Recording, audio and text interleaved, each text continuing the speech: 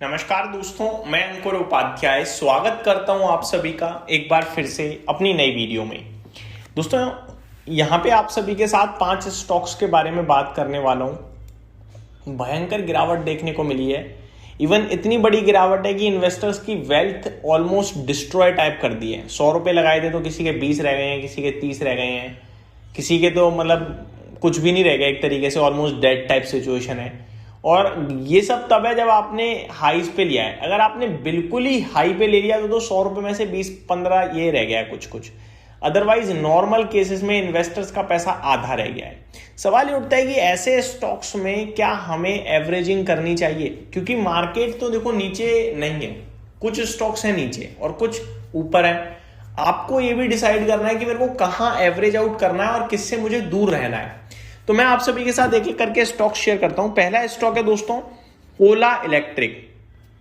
ये स्टॉक 76 रुपए का आईपीओ प्राइस था, आज की डेट में 26 रुपए रह गया है। ऊपर 160 रुपीज का हाई है इसका, लाइफ हाई। मैक्सिमम पब्लिक 75 रुपए पे और 110 रुपए पे फंसी हुई है, क्योंकि 110 पे इसने काफी समय बिताया था। वहां बड़े लेवल पे पब्लिक इसमें टूट के भागी थी कि भैया खरीदो खरीदो खरीदो, भाग रहा है, ईवी है ईवी है, और पब्लिक फंस गई। अब सवाल उठता है क्या करें इस स्टॉक में। दोस्तों, इस शेयर में एवरेजिंग नहीं करनी है, ना फ्रेश एंट्री लेनी है। जिनके पास है वो बेचें ना बेचें, वो उनके ऊपर डिसीजन है। मैं कहूंगा कि आप होल्ड भी कर सकते हो चाहो तो, क्योंकि 11,000 करोड़ का मार्केट कैप रह गया अब इस कंपनी का। 11,000 करोड़ के मार्केट कैप में आपको गीगा फैक्ट्रीज मिल जाती हैं, बस यही अच्छी बात है, बाकी तो कुछ भी अच्छी बात नहीं है। अब तो क्या है कि कंपनी के पास डिमांड भी नहीं है। कंपनी कह रही है कि हमें तो स्टोर भी कम करने हैं क्योंकि कोई खरीदार नहीं मिल रहा। तो मेरे को लग रहा है बहुत ही खराब सिचुएशन में है ये स्टॉक और खत्म टाइप सिचुएशन लग रही है। स्टॉक में एफआईआईज की एंट्री भी हल्की कमी हो रही है। डीआईआईज के पास भी 7% है, जो कि मैटर नहीं करता ज्यादा। पब्लिक के पास भर गया है ज्यादा, 49%, जिसमें से एक इन्वेस्टर है SVF, 14% उनके पास है, बाकी 35% तो पब्लिक पे ही है भाई साहब। दूसरी बात यह कि वो भी अपना स्टेक कम कर रहे हैं, तो पूरा नेगेटिव माहौल बना हुआ है। तो मैं तो ये कहूंगा कि अवॉइड करें, अभी भी फ्रेश एंट्री और एवरेजिंग ना करें तो ज्यादा बेटर है। दूसरा स्टॉक है फर्स्ट क्राई। इस स्टॉक की बात करी जाए तो फर्स्ट क्राई में भी आपको लगातार गिरावट देखने को मिल रही है, भारी भरकम।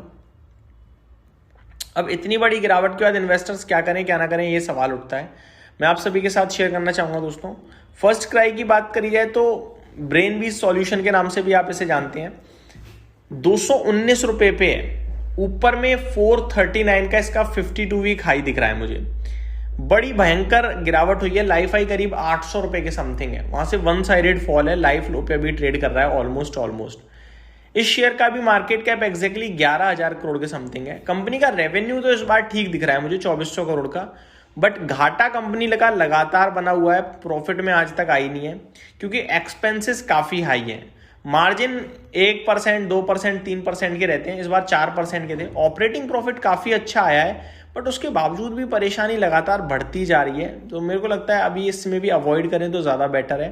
बट अच्छी बात यह कंपनी के पास रिजर्व्स दिख रहे हैं मुझे 4,600 करोड़ के, जिसके सामने डेट उतना नहीं है। तो इस कंपनी में फिर भी एक बार को बैलेंस शीट अच्छी दिख रही है, बैलेंस शीट से सहारा मिल रहा है। बट परेशानी का मुझे विषय इसमें दिख रहा है शेयर होल्डिंग पैटर्न। लेकिन शेयर होल्डिंग पैटर्न में बड़े नाम है, अच्छी बात यह है। 66% है पब्लिक के पास, लेकिन 20% SVF, फ्रॉग, केमैन होल्ड करते हैं। 9% समथिंग महिंद्रा एंड महिंद्रा, 5% सुपम महेश्वरी, यानी कि हो गया आपका 33%। फिर 4% एक और बड़ा इन्वेस्टर है 37%, 4% एक और बड़ा इन्वेस्टर है 37, 4, 41%। फिर तो अच्छी बात है। तो इस कंपनी में एक बार को फिर भी हिम्मत आती है कि आप बैलेंस शीट पढ़ोगे थोड़ा सा तो हिम्मत आएगी, बेचने की संभावना कम है। मेरे को लगता है ये और यहाँ से रिबाउंड मार सकता है, इसमें आप बने रह सकते हैं, चाहे तो थोड़ा बहुत एवरेज कर सकते हैं। तीसरा स्टॉक है सुजलॉन एनर्जी। इसमें भी बड़ी गिरावट देखने को मिली है हमें, भागा भी बहुत तेज था। 60,000 करोड़ का मार्केट कैप है, 80 रुपए तक चला गया था, अभी करीब 44 रुपए पे आ गया है। फ्यूचर ओरिएंटेड बिजनेस है। अर्निंग्स की बात करें तो ठीक है, कोई दिक्कत नहीं है, लेकिन मुनाफे में बड़ी डेंट देखने को मिला है हमें रिसेंटली। वेट करने के लिए कहूँगा, यहाँ पे फ्रेश एंट्री एवरेजिंग के लिए उतना कॉन्फिडेंस तो नहीं है। शेयर होल्डिंग पैटर्न में पब्लिक के पास 55% स्टेक दिखता है, तो वेट करने के लिए कहूँगा, जल्दबाजी में ना खरीदें, वो ज़्यादा बेटर रहेगा। AWL, इस कंपनी का सब कुछ अच्छा है, बिजनेस दिखता है, ब्रांड वैल्यू स्ट्रॉन्ग है सब, लेकिन शेयर का प्राइस नहीं बढ़ रहा भाई। शेयर के प्राइस को पता नहीं क्या हो गया है। तो यहाँ भी जब शेयर बिल्कुल रिवॉर्ड करने को तैयार ही नहीं है तो फिर हम भी वेट ही कर लेते हैं। अदरवाइज देखो 25,800 करोड़ का मार्केट कैप है इस कंपनी का, एक सिंगल क्वार्टर की सेल 19,000 करोड़ की है। जितना टोटल मार्केट कैप है उतना ऑलमोस्ट सेल आ रही है।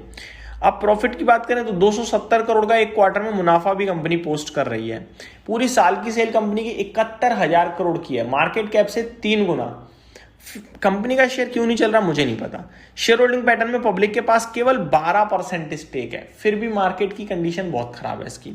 Last but not the least मान्यवर की बात करी जाए तो यहाँ मैं इंटरेस्टेड नहीं हूँ, क्योंकि मेरे को समझ में आती है कंपनी।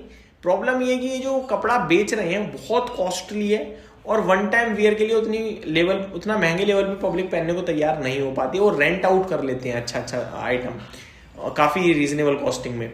बट मान्यवर क्योंकि काफ़ी फैला हुआ नाम है, बढ़िया है, ब्रांड प्रोफाइल है और भी इनके प्रोडक्ट्स हैं, तो वो काफ़ी इंटरेस्टिंग बनाते हैं इस कंपनी को।